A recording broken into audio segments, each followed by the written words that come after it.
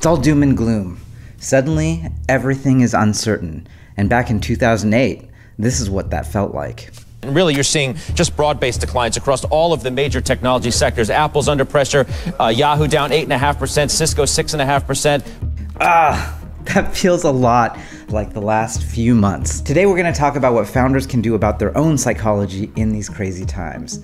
Everyone's saying doom and gloom, but by the end, you'll see that the future for tech is still bright.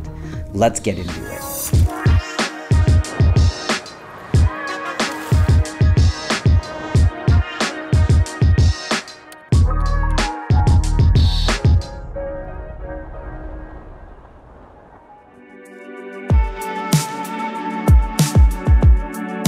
Everyone says startups are gonna die. The Wall Street Journal even says the party is over. The first thing you've got to do when faced with this kind of problem is realize you can do something about it, and it starts with your mindset.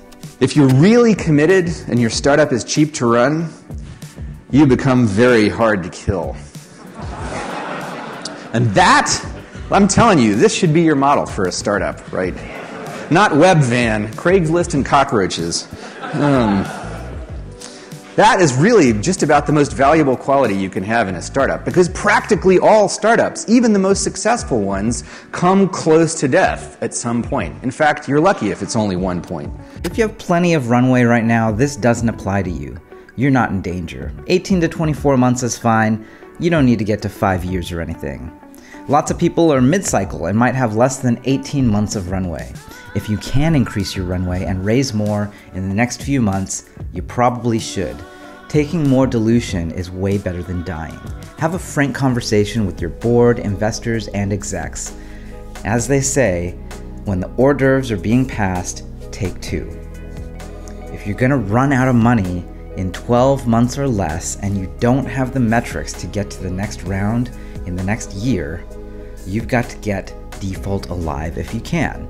Not every startup can do this, especially if you're really early, but if you can, it's important to get to a point where you don't need to raise more money to survive. Put simply, figure out a way to spend less money than the money you're making. It might mean cutting marketing spend, cutting hiring plans, freezing them, or even layoffs. Sit down with your investors and execs and come up with a plan. Founders who are capable of getting there have so much more leverage, and like the cockroach, they can persist and survive, which means they still have a chance to thrive. Whether it's a boom time or a lean time, the ability to survive is a mindset you're going to need. Through both your honest intention and through the cold hard facts of a spreadsheet sitting in front of you, you need to find a way to survive.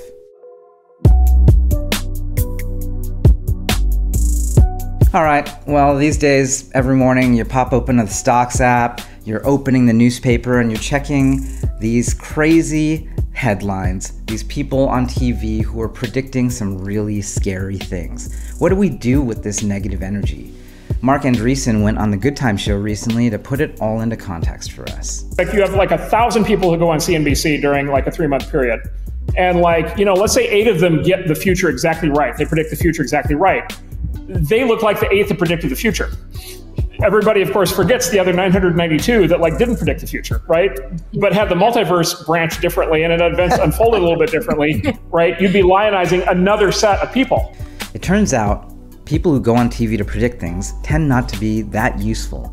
And in fact, quite frankly, most of the time they get it wrong. So all that extra cortisol getting shot into your bloodstream because of these predictors is really unhelpful. I've given up trying to predict. Advice to founders, basically contingency planning, right? So basically, it's a world of scenarios. It's not a world of a prediction. It's a world of scenarios. There's a scenario where there's very fast recovery. There's a scenario where there's a slow recovery. There's a scenario where there's a slow crash, fast crash, whatever. Different scenarios. Yeah. You might as well just give those scenarios, 1/n a probability. Nassim Taleb talks about this in his books. I think is like you might as well just like pick 3 scenarios and figure each one has a 33% chance because that's like the best you're going to do when you're forecasting. And then basically have contingency plans, right? Prepare for the scenarios and make sure you have cash. But remember, you're creating something of real value. It can't be as bad as that random person on CNBC is saying. Everything's changing right now. The macro situation is nuts. You know what doesn't change though, all through it? The users and their problems. Just do whatever is best for your users, right?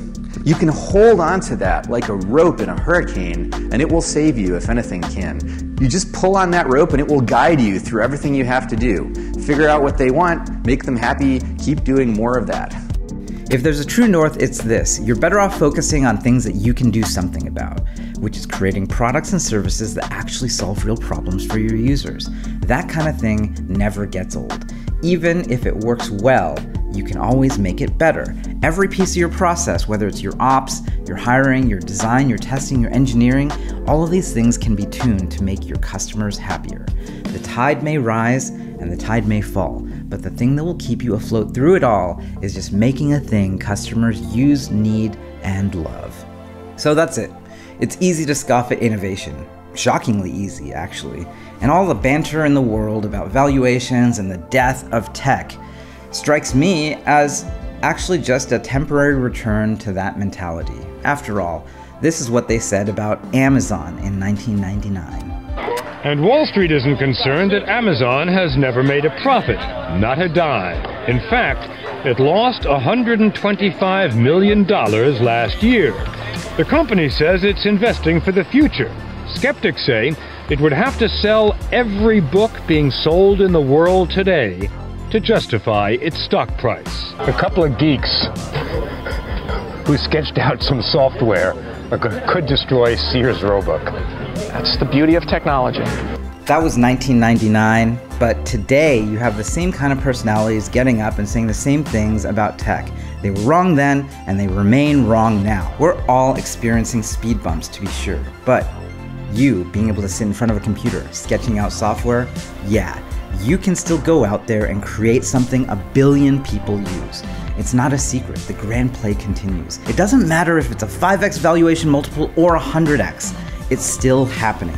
Software continues to rewrite every kind of human activity. Business, education, finance, commerce, retail, logistics, you name it, and there's something there with a new type of technology or software that's gonna make it better, faster, cheaper. The prognosticators, they say it's up, they say it's down.